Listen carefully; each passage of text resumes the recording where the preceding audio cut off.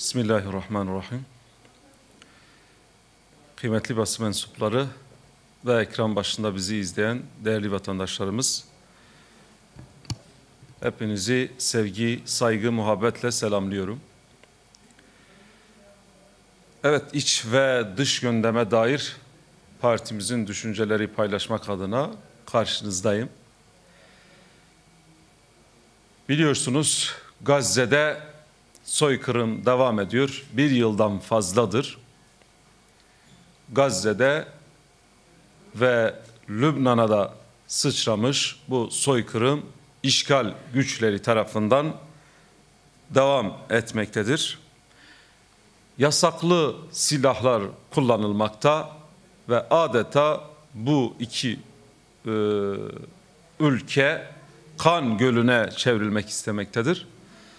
Sadece yasaklı silahlar değil, bir de bununla birlikte işte açlık silahı kullanılmakta.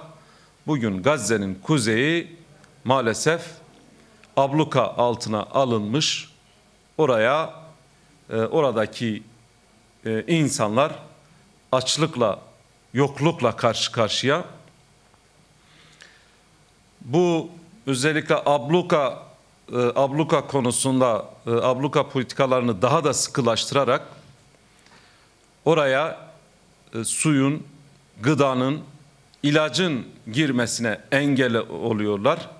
Kış şartlarındayız. Kış aylarına yaklaşıyoruz ve bu soğukta bile oraya yakıtın da girmesini maalesef engellemektedirler.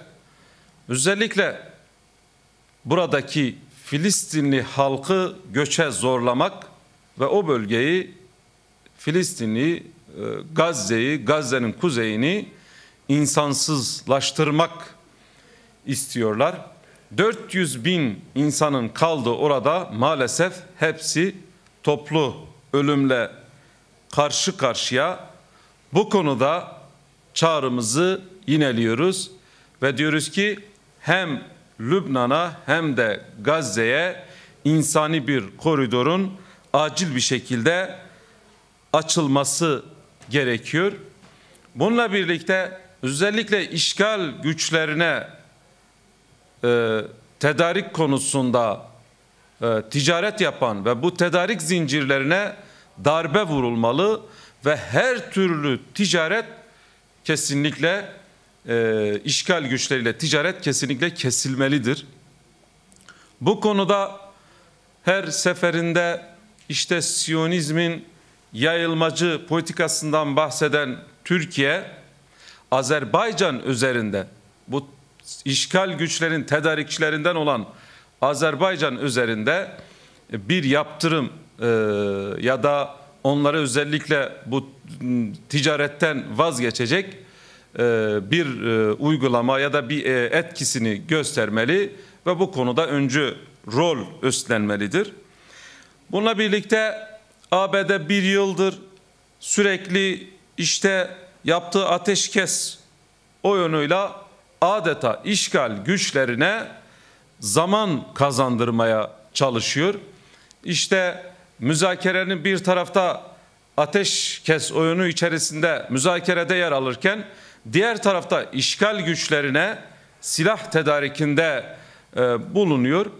Bu konuda ABD'nin bu oyununa hiçbir İslam ülkesi aldanmamalı ve bundan dolayı Gazze'yi gündemden düşürmemeli, her platformda Gazze'yi gündem etmeli ve İslam ülkelerini harekete geçirecek yaptırımlar ya da baskılar yapmalı. Bunu tekrardan hatırlatmış olalım.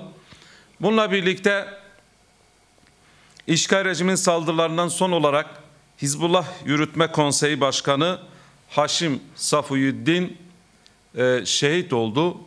Bu vesileyle başta Haşim Safiyüddin, tüm Lübnan ve Filistinli şehitlere Allah'tan rahmet diliyorum. Yaralı olanlara da acil şifalar diliyorum. Bu arada Hizbullah Şura Konseyi tarafından Hasan Nasrallah yerine genel sekreter olarak seçilen Şeyh Naim Kasım'ı da tebrik ediyorum. Ama şunu da belirtmiş olayım. İşgal güçleri er veya geç kaybedecekler ve insanlık onuru kazanacaktır. Tabi Siyonizm sadece Filistin'i işgal etmemiş. Siyonizm aslında dünyayı işgal etmiştir. Sadece dünyayı da işgal etmemiştir. Sadece ekonomiyi, siyaseti de işgal etmemiştir. Aynı şekilde spor dünyasını da maalesef Siyonizm onları da işgal etmiş. Bizim takımımızın kendi ülkemizde oynaması gerekirken işgal güçlerinin takımıyla birlikte bizim ülkemizde oynaması gereken müsabaka maalesef Litvanya'da tarafsız olan bir sahada oynamak zorunda bırakıldı. Gerekçe ne? İşte bizim ülkemizde bu Siyonist destekçisi takımın güvencesi yokmuş. Can güvencesi yoktur diye orada bu müsabaka yapıldı. Tabi bunlar diyeceksiniz ki sporcudurlar. Bunların soykırımla, savaşla, çocuk katliamlarıyla, kadın katliamlarıyla ne alakası var?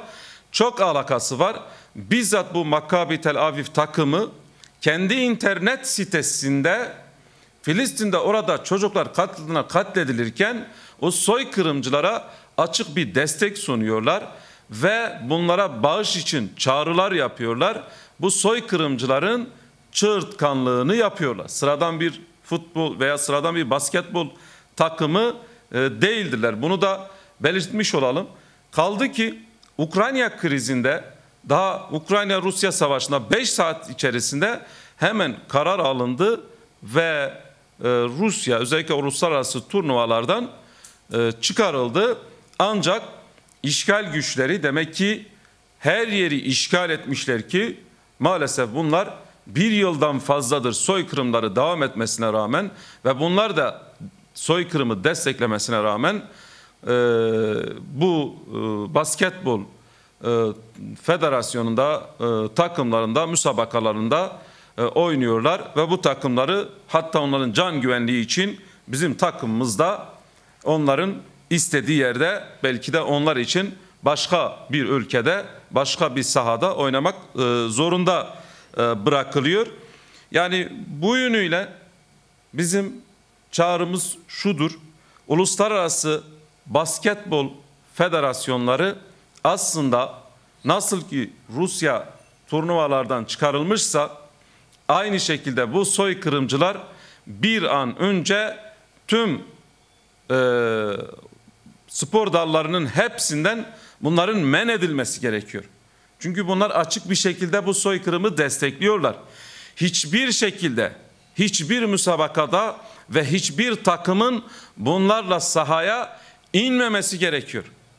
Bu işgal güçlerini destekleyen bu Siyonist destekçilerle aslında müsabaka yapmak, sahaya inmek bir yönüyle onların meşrulaştırmaktır ve onları meşru görmektir. Bunların asla kabul edilecek hiçbir tarafı yoktur. Yani başta bizim ülkemiz olmak üzere tüm uluslararası federasyonlar bunları tüm spor dallarından men etmeleri gerekiyorlar ve bunların gittiği hiçbir yerde huzur bulmamaları lazım. Bunlar çünkü çocuk katilleri. Bununla birlikte bizim ülkemiz özellikle bizim basketbol takımlarımız bunlarla hiçbir şekilde sahaya inmemesi gerekiyor. Bu konuda spor severler olsun, federasyon yöneticileri olsun, idarecileri olsun, her kim varsa bu konuda sorumluluk almalı. Velev ki bizim takımımız kaybetse bile hiçbir şekilde bunları meşrulaştırmamak adına işgalci İsrail'in güçlerinin spor müsabakasıyla onların basketbol takımıyla sahaya inmemesi gerekir diye belirtmiş olayım. Bir diğer konumuz özellikle son yıllarda gençlerin intiharını sıkça duyuyoruz. 2000'li yıllarda mesela gençlerde intiharla ilgili istatistiklere bakıldığı zaman 100 binde 2,8'di. Ancak 2022'de bu TÜİK verilerine baktığımız zaman 100 binde 4,88. Gerçekten ciddi bir rakam ve gençlerimiz ellerimizden kayıp gidiyor. Dünya genelinde bakıldığı zaman 40 saniyede bir genç intihar ediyor. Şu an ben bu konuşmayı yaparken bir genç intihar etmiş oluyor. Ve bunun sebepleri içerisine bakıldığı zaman tabii ekonomik sebepler var, psikolojik sebepler var, yalnızlık, yalnız kalma sebepleri var, çok sebepleri var ama en önemli sebeplerinden biri manevi boşluktur. Manevi boşluk yaşayan gençlerimiz çözümü intiharda arayabiliyorlar. Avrupa'da bile yapılan bir araştırmaya göre %30 yani manevi destek alan gençlerde %30 intihar vakaları azalıyormuş. Tabii sebeplerinde uyuşturucu madde var, alkol var. Özellikle uyuşturucu madde ve alkolle birlikte %50 artış gösteriyor. Fıtrattan uzaklaşma var. Son süreçte Türkiye'nin de gündemini çok meşgul eden özellikle bu sapkın fikirler. Mesela eşcinsellerdeki intihar vakaları 14 kat daha fazla.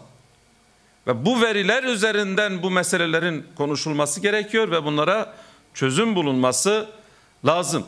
Ve tabii yalnızlık hissi bu şekil gençlerin intihara sürükleniyor. Tabii bu intihar vakaları ortadayken işte gençlere manevi konuda bir yatırım yapılmıyor. Gençlere manevi destek sunacak programlar, sosyal aktiviteler konusunda bir yatırım yeteri kadar yapılmıyor.